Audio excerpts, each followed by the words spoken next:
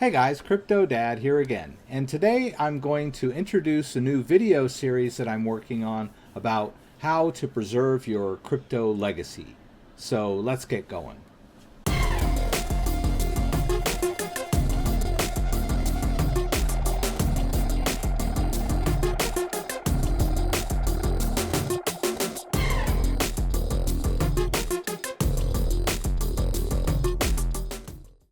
Okay, so today we're going to talk about how to preserve your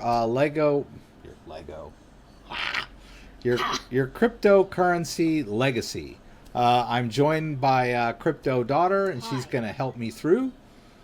Hi. Okay, so if you've been watching my video series, you probably have some cryptocurrency. And if you have some cryptocurrency, you should be aware that just the fact that you own the cryptocurrency is not really enough for your family to inherit those assets. Because there is no legal way to access your cryptocurrency assets because they're protected by strong encryption, passwords, seeds, and those sort of things. So let's get going and talk a little bit about what this would entail. We want to preserve our crypto legacy. We want to be able to leave whatever we've accumulated to our family and our friends, or our spouses, or our parents, our brothers, our sisters, anyone that would need to access those crypto assets should we pass away, become ill, incapacitated, or any number of normal human emergencies that could easily occur. So, how are we going to do that? So, basically, what we're going to need to do is kind of make an assessment of what it is that we have. And I think Crypto Daughter is almost back. I'm here. She's here. She's drinking water. Purified water. Purified water. Okay. So, let's go to the next slide here. So you may have any number of different types of cryptocurrency. You might have some Bitcoin. You might have some Ethereum. You might have Litecoin, Ripple, Monero, or Stellar. So you may possess any number of cryptocurrencies that may be stored in different types of locations and media. So let's kind of go over that as well. Now you might have all of your assets on your Coinbase account, and that might make life easy for your family. All you need to really provide is the username and password for your Coinbase account. Now you might also have two-factor authentication enabled on your Coinbase account, and in that case they will need access to your two-factor authentication app.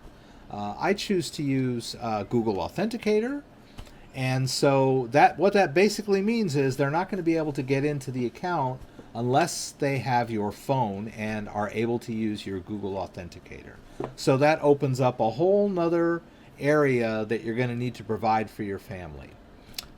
Now, you might also have your assets stored on GDAX or Bittrex, and all of those would fall kind of in the same category. You're going to need to provide usernames, passwords, and two-factor authentication codes.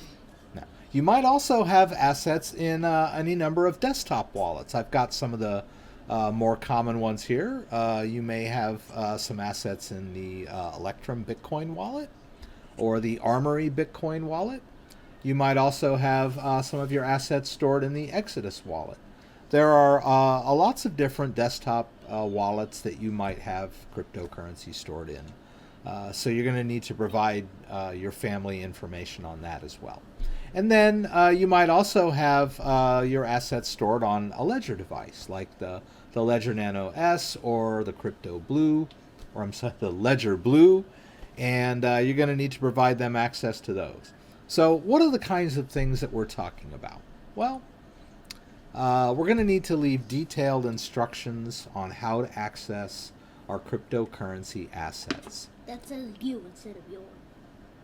Oh, yes. Yes, we're going to need to edit that, won't we? Okay. eventually. Yeah. Well, we get the picture. Thank you, Crypto Daughter. So, the first thing, as I mentioned, if you've got two-factor authentication enabled on your cryptocurrency exchange accounts, you will need to be able, that your family will need to be able to access your phone. So, you're going to need to provide detailed instructions on a piece of paper or on a file that's put away on an encrypted flash drive that they know the password to, that they will be able to access your phone. So you'll need to give them your passcode and most likely the user ID and passwords for either your Apple ID or your Google account, depending on what type of phone you have. And then, God forbid, something should happen to you and your phone, they will also need to be able to access any backups that you may have created, like an iTunes backup or encrypted backup of your phone, which would allow them to restore all of your settings from that backup to a different phone if necessary. Now, also, the wallets that you have, the desktop wallets, you're going to need to provide them detailed instructions on where those wallets are located, on which computer and which folder, and then you'll need to give them the seeds and passwords to those wallets. Now, in some cases, the printed seeds are enough for them to reinstall the wallet on a different computer and access the funds. But not all of your family will be as savvy as you, so you're probably going to need to give them detailed instructions on how to restore from seed, if that's the way you would like to provide your backup information to your family. Now, we talked about exchanges. You're going to need to provide user IDs and passwords and two-factor authentication codes. So you can do that. Some sites support a two-factor authentication code that can be used to restore two-factor authentication should you lose your phone. But not every site does that. So that's a consideration. And then, of course, on the Ledger cold storage products, we're going to need to provide access such as the PIN code and the recovery phrase. You can restore all of your assets onto a new ledger as long as you have the recovery phrase. So, in my video series, as we move forward, I'm going to provide detailed instructions on how to do all of these things. And so, do you have anything you'd like to add to this discussion, Crypto Daughter? No. Nothing. Okay. All right. So that'll be, this is just the intro. And keep your eyes open for my various videos on how you go about preparing instructions for access to these different types of crypto assets. Some of the first ones are going to be the phone, because the phone is really the most important thing. For most of my assets, I need my phone. It saves my passwords and my two-factor authentication codes.